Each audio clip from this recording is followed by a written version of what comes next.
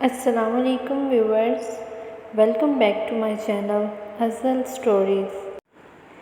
حضرت علی علیہ السلام نے فرمایا، ان لوگوں پر اعتبار کرو جو تمہاری 3 باتیں بھانپ سکیں: تمہاری ہنسی میں پوشیدہ تمہارا درد، تمہارے غصے میں تمہارا پیار، اور تمہاری خاموشی میں پوشیدہ اس کی وجہ۔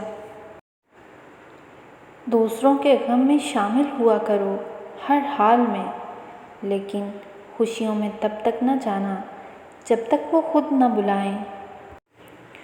کسی کو اس کی ذات اور لباس کی وجہ سے حقیر نہ سمجھنا، کیونکہ تمہیں دینے والا اور اسے دینے والا ایک ہی اللہ ہے۔ وہ اسے عطا کر سکتا ہے اور آپ سے لے بھی سکتا ہے۔ انسانیت بہت بڑا خزانہ ہے، اسے لباس میں نہیں انسان میں تلاش کرو۔ سب سے زیادہ غنی وہ شخص ہے جو اللہ تعالیٰ کی تقسیم پر راضی ہے۔ تم اچھا کرو اور زمانہ تم کو برا سمجھے، یہ تمہارے حق میں بہتر ہے، بجائے اس کے کہ تم برا کرو اور زمانہ تم کو اچھا سمجھے۔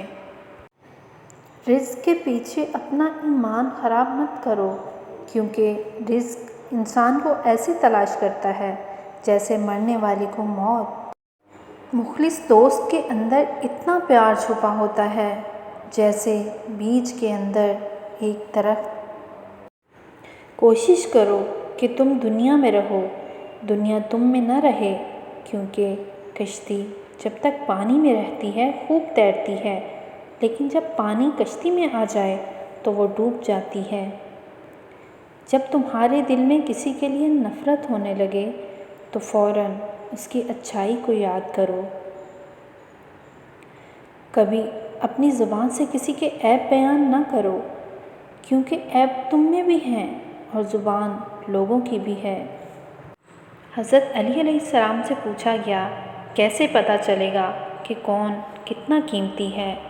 فرمایا، جس میں جتنا احساس ہے وہ اتنا قیمتی ہے۔ جانور میں خواہش اور فرشتے میں عقل ہوتی ہے، مگر انسان میں دونوں ہوتی ہیں۔ اگر وہ عقل کو دبا لے تو جانور، اور اگر خواہش کو دبا دے تو فرشتہ۔ جب تم دنیا کی مفلسی سے تنگ آ جاؤ اور رزق کا کوئی راستہ نہ نکلے تو صدقہ دے کر اللہ سے تجارت کر لیا کرو۔ جب انسان کی عقل مکمل ہو جاتی ہے تو اس کی گفتگو مختصر ہو جاتی ہے۔ خدا کے نزدیک کسی انسان کی عزت جتنی زیادہ ہوتی جاتی ہے، اس کا امتحان بھی اسی قدر سخت ہوتا جاتا ہے۔ دنیا کا سب سے خوبصورت پودا محبت کا ہے، جو زمین میں نہیں بلکہ دلوں میں اگتا ہے۔